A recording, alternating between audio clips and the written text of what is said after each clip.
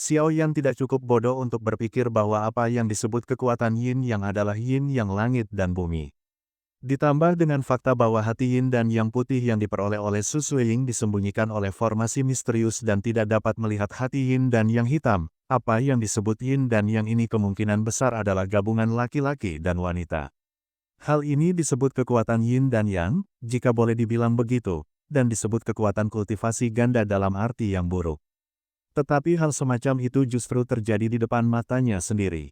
Oleh karena itu, ketika Xiao Yan mengetahui bahwa pemilik makam dan kekasihnya benar-benar berlatih melalui kombinasi yin dan yang ini, ekspresinya menjadi sangat aneh, dan kemudian melihat Su Suiying yang duduk di atas teratai hijau di udara. Dilihat dari tulisan itu, Xiao Yan tahu bahwa pemilik makam ini pasti melakukannya dengan sengaja. Siapa yang akan pergi ke sudut peti mati untuk melihat kata-kata yang tidak mencolok itu, dan jika orang biasa tidak mengetahui misterinya, mereka akan menyempurnakannya sesuka hati. Hati yin dan yang, maka hasil akhirnya akan seperti yang tertulis di dinding peti mati. Sekalipun pemilik makam telah meninggal, keberuntungan yang tersisa tidak akan lupa untuk menghampiri orang-orang yang datang setelahnya. Di bawah tatapan Xiao Yan, Su Suiying, yang duduk bersila di atas teratai hijau, masih tampak cukup tenang. Efek kekuatan yin dan yang di tubuhnya tidak muncul, yang membuat Xiao Yan mencurigai keaslian tulisan di dinding peti mati. Mungkinkah tulisan di peti mati itu juga menipu? Atau mungkin konsep yin dan yang kehilangan kemanjurannya karena terlalu lama? Gumam Xiao Yan dengan kecewa. Ledakan. Namun, tepat ketika gumaman Xiao Yan mereda, suara gelombang energi tiba-tiba terdengar dari udara. Dia buru-buru mengangkat kepalanya, tetapi melihat gelombang energi dahsyat tiba-tiba muncul di teratai hijau, dan sumber fluktuasi itu adalah tubuh Su Suiying. Tentu saja, melihat pemandangan ini, jantung Xiao Yan berdebar kencang. Di atas teratai hijau, topi bambu Su Suiying juga jatuh, dan melalui kulit seputih salju dari rok bergaya Konfusianisme yang terlihat di luar pakaian, sedikit rona merah muda muncul. Pada saat ini, Xiao Yan merasakan energi yang sangat murni dan kuat. Energi itu terus keluar dari tubuhnya, cahaya teratai hijau berguncang dan menimbulkan riak. Pada saat ini, Su Suiying juga jelas merasakan ada yang salah. Ada hawa dingin di matanya, dan dia melihat tangannya yang ramping terangkat, dan semangat bertarung biru yang sangat kuat juga muncul dari tubuhnya. Dia ingin menekan energi dingin yang mengamuk itu sebisa mungkin. Bunga teratai hijau itu berkelap-kelip, dan gelombang fluktuasi energi biru yang dahsyat terus-menerus keluar dari tubuh Su Suiying. Terlihat jelas bahwa saat ini, tubuhnya sedang terlibat dalam perlawanan yang sengit. Xiao Yan yang berada di bawah, melihat bahwa Su Suiying bahkan mampu menekan energi jantung yin dan yang untuk sementara waktu, kekuatan wanita ini benar-benar menakutkan. Namun, meskipun berakhir imbang, itu hanya berlangsung singkat. Hati yin yang adalah intisari dari kultivasi seumur hidup seseorang yang sekuat puncak 7 bintang Daodi. Betapapun hebatnya Su Suiying, kekuatannya kini ditekan. Bagaimanapun, masih ada perbedaan kekuatan di antara mereka. Oleh karena itu, ketika perlawanan antara keduanya berlangsung selama beberapa menit, cahaya teratai hijau tiba-tiba meledak, dan seluruh tubuh Su Suiying hampir tertutup oleh lapisan Qi Yin murni yang sangat tebal. Dalam keadaan normal, ini mungkin merupakan tonik yang bagus untuk Su Suiying, tetapi jika hal semacam ini dilakukan secara berlebihan, itu menjadi racun yang tak tertandingi. Jika menumpuk di dalam tubuh, ia akan berubah menjadi api yin murni, membakar tubuh dari dalam keluar. Kamu sudah melakukan pekerjaan dengan baik. Meskipun Su Suiying adalah seorang gadis yang tidak punya pasangan, dia juga memahami situasinya saat ini. Ini tampaknya, ini benar-benar tidak tahu malu. Di atas teratai, Su Suiying tiba-tiba berdiri, nadanya dingin, lalu, dia hendak mengangkat tangannya, dan aura Qi berwarna biru yang sangat kuat melesat keluar, berubah menjadi telapak tangan raksasa, dan menamparkan kerangka singgasana dan peti mati dengan ganas.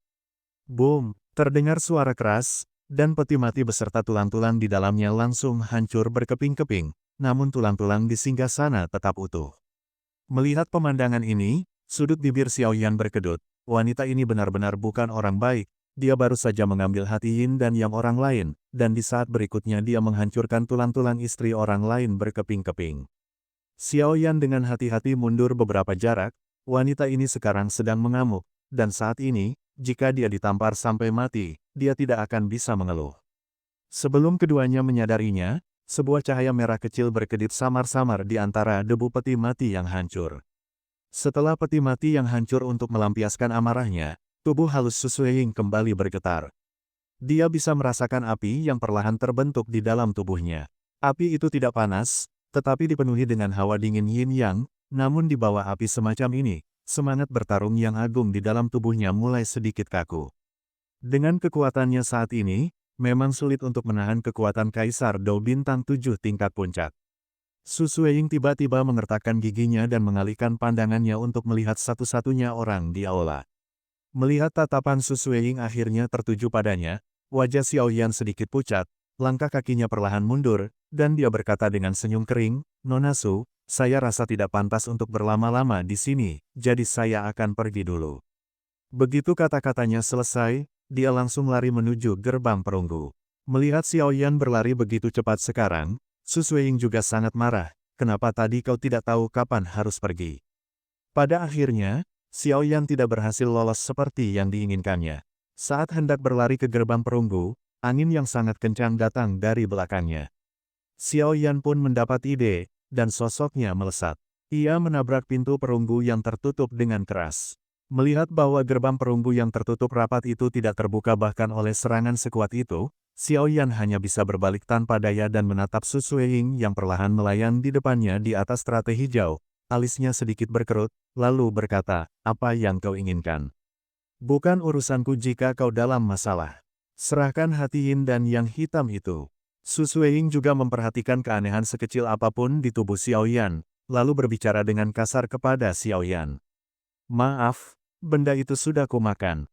Jantung yin dan yang semacam ini, yang dipadatkan oleh ahli puncak dari Kaisar 7 Bintang Dou, betapa kuatnya kekuatan yang terkandung di dalamnya." Xiao Yan juga tahu bahwa dia tidak bisa mengalahkan wanita ini, jadi dia menelannya begitu dia mendapatkannya. Katakan dengan lantang, wajah Su Sueying memerah, dan nada suaranya menjadi lebih lembut. "Karena sudah di dalam perutku, bagaimana aku bisa memuntahkannya?" Xiao Yan juga berkata dengan acuh tak acuh. "Kau sudah tahu ada yang salah dengan hati yin dan yang." Mendengar ini, Su Sueying tiba-tiba menjadi dingin. Saat itu, dia juga tidak ingin bertengkar dengan Xiao Yan, meskipun dia tidak takut pada Xiao Yan. "Itu tertulis di peti mati, tapi aku baru menemukannya setelah kau memurnikan hati yin yangmu.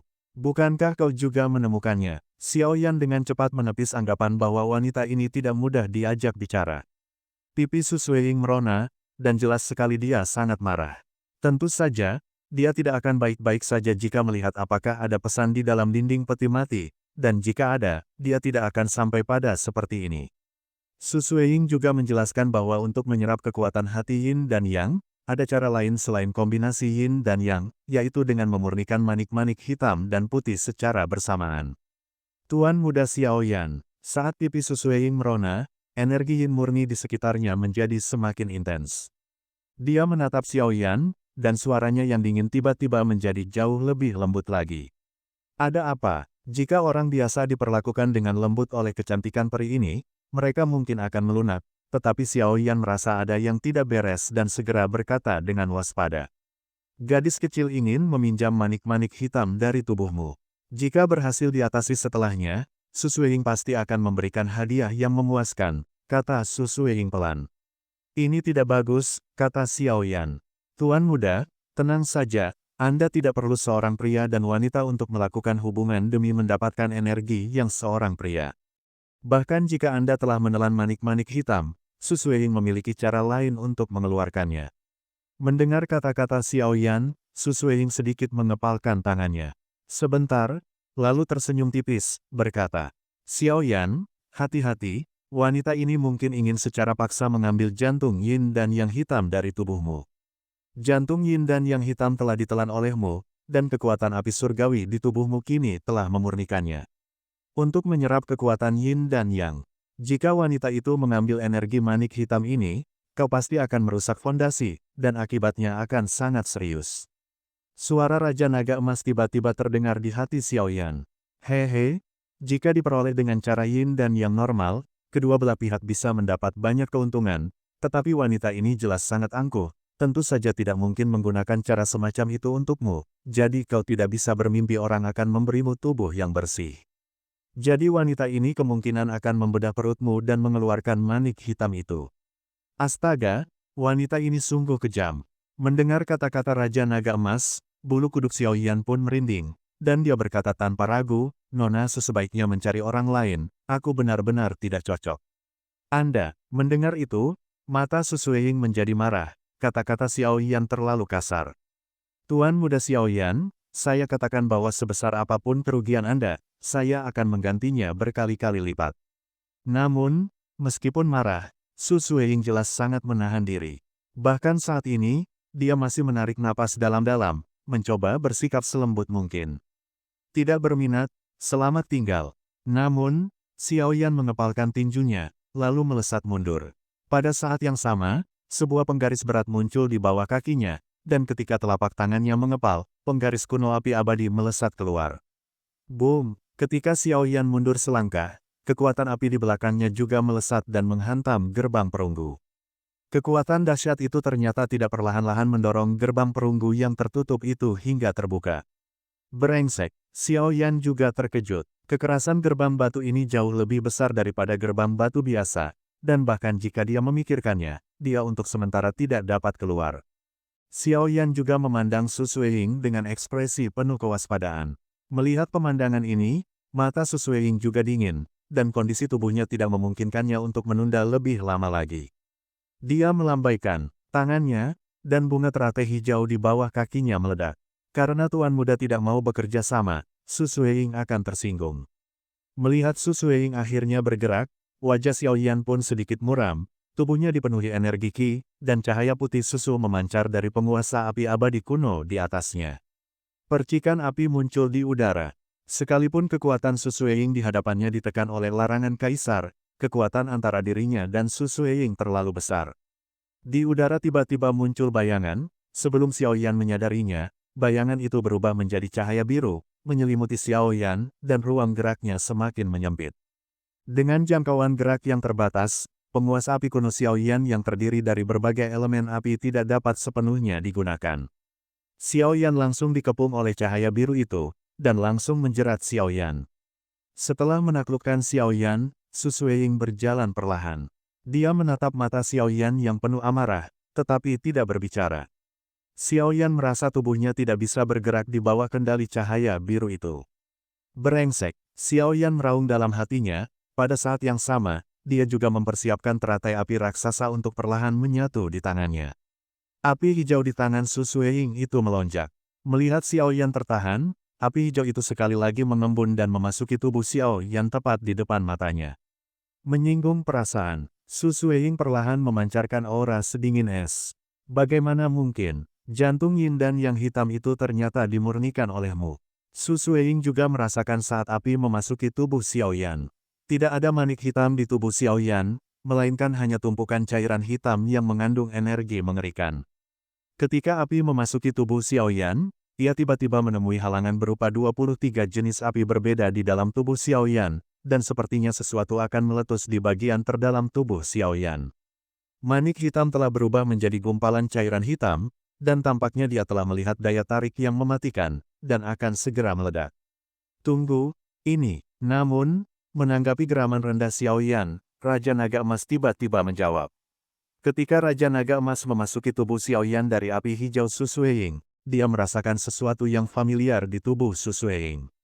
Tunggu, aku akan. Mendengar jawaban ini, Xiaoyan hampir muntah darah. Apa itu di dahimu? Su Suiying juga terkejut pada saat ini, lalu matanya sedikit melebar, dan dia menatap Xiaoyan dengan sepasang mata yang berkaca-kaca. Ketika nyala api biru kehijauan Su Suiying memasuki dahi Xiaoyan, dia seolah menemukan sesuatu yang familiar pada diri Xiaoyan.